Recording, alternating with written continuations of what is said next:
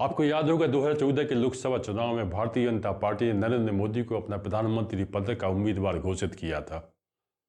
तब भारतीय जनता पार्टी ने अपने बूते पर 282 सीटों पर जीत दर्ज की थी और नरेंद्र मोदी गुजरात में अपने बधाई भाषण देने पहुंचे थे, जहां उन्होंने कहा था कि उन्होंने कांग्रेस पार्टी का विरोध करने के लिए सोशल मीडिया का काफी उपयोग किया है।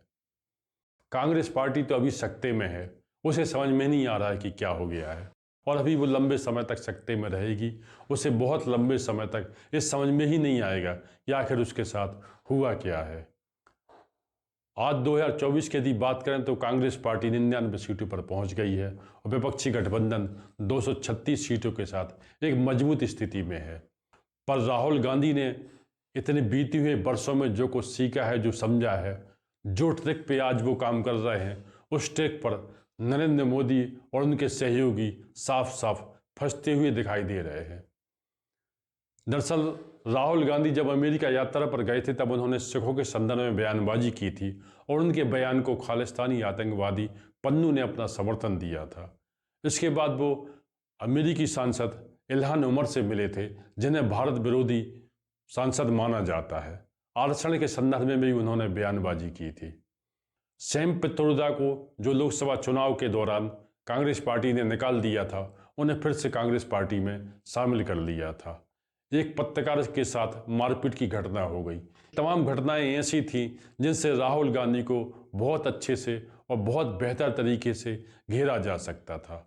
इसके पहले राहुल गांधी लोकसभा चुनाव जीतने के बाद जिस तरीके से खुद को जीता हुआ महसूस कर रहे थे, नरेंद्र मोदी को वो हारा हुआ बता रहे थे और लोकसभा के अंदर नरेंद्र मोदी के भाषण में जिस तरीके से राहुल गांधी और उनके साथी हूटिंग कर रहे थे, ये तमाम बातें ऐसी थीं जिनसे मोदी देश की राजनीति में फिर से ऊपर चढ़ते जा रहे थे।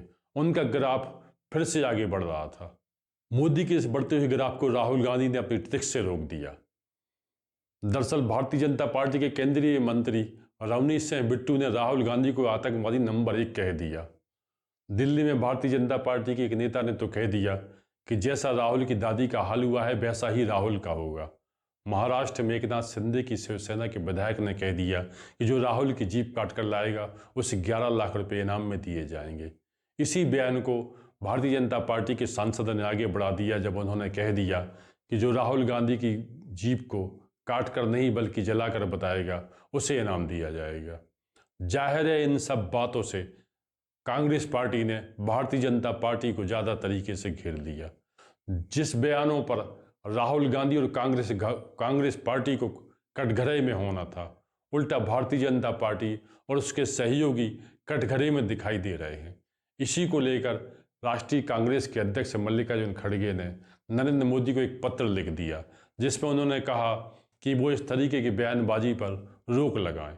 मोदी इस पत्र का जवाब दें, इससे पहले भारतीय जनता पार्टी के राष्ट्रीय अध्यक्ष जेपी नड्डा ने जवाब दे दिया जब उन्होंने खड़गे से कहा कि पिछले 10 वर्षों में नरेंद्र मोदी को कुल 110 गालियां पड़ी हैं।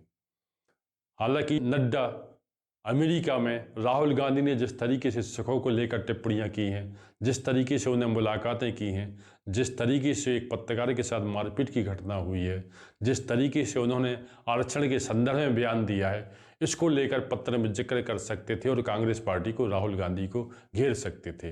पर इसकी बजाय नड्डा ने इस बात पर ज़्यादा जोर दिया कि 10 वर्षों में नरेंद्र मोदी को 110 गालियाँ मिली हैं।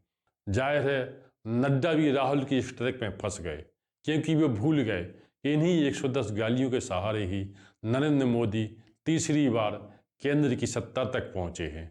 और एक गालियों का रुख यदि राहुल गांधी की तरफ हो गया तो धीरे धीरे भारतीय जनता पार्टी और उनके सहयोगी के हाथ से राज्य की सत्ता तो जाएगी ही जाएगी, धीरे धीरे केंद्र की सत्ता भी चली जाएगी। भारतीय जनता पार्टी और उनके सहयोगियों के लिए राहुल गांधी और उनकी पार्टी का मखौल उड़ाने के लिए, उनका विरोध करने के लिए कितने बड़े बड़े पॉइंट थे, इस बात का अंदाज़ा आप इसी से भी लगा सकते हैं कि पाकिस्तान में टीवी डिबेट चल रही थी। वहाँ पत्रकार ने कह दिया कि भारत का एक ऐसा पोजीशन का लीडर है जो विदेश जाकर अपने ही देश के विरोध में बोल रहा है। क्या इसकी मम्मी इसे समझाती नहीं है? इसकी मम्मी को चाहिए कि वो इससे कुछ टॉफ़ी वाफ़ी खिला दें। इतने सब मुद्दे होते हुए भी भारतीय जनता पार्टी और उनके सहयोगी कोई फ़ायदा नहीं ले पाए। हाँ, थोड़ा बहुत इस बात का फ़ायदा ज़रूर उन्होंने उठाने का प्रयास किया जब पाकिस्तान के रक्षा मंत्री ने एनसी और कांग्रेस के गठबंधन को, जो जम्मू कश्मीर में विधानसभा चुनाव लड़ रहा है, अपना समर्थन दे दिया है। इस पर उन्होंने घेरने का प्रयास किया है। हालांकि रवनीश सिंह बिट्टू और फिर लविंदर सिंह लवली, जो दिल्ली में भारतीय जनता पार्टी के नेता हैं, जो उन्होंने कहा है कि पहले राहुल गांधी जाति की बात करते थे या धर्म की बात कर रहे हैं। ये दोनों नेता पहले कांग्रेस पार्टी में हुआ करते थे, आज भारतीय जनता पार्टी में है। कांग्रेस के पुराने नेता होते हुए भी जिस तरीके से इन्होंने राहुल और उनके खिलाफ बोला है, यदि अपने बयानों में भारतीय जनता पार्टी और उनके नेता संयम बरतते तो राहुल और उनकी पार्टी को बहुत बेहतर तरीके से घेरा जा सकता था। आज राहुल ने जो ट्रिक चली है, उन्होंने अपना काम भी कर दिया है। अपने शुभचिंतकों को, अपने प्रियजनों को, अपने चाहने वालों को, उन्हें जो संदेश देना था वो उन्होंने दे दिया है। वो चाहते थे कि भारतीय जनता पार्टी या कोई भी विरोधी उनके किसी विरोध को दूसरे रूप में प्रस्तुत करे जिसमें वो जो मूल बातें हैं उससे हट जाए। यही राहुल गांधी की ट्रिक थी और इसी ट्रिक में मोदी और उनके समर्थक बहुत बखूबी, बहुत अच्छे तरीके से फंसते हुए दिखाई दे रहे हैं। क्या ये इससे निकल पाएंगे?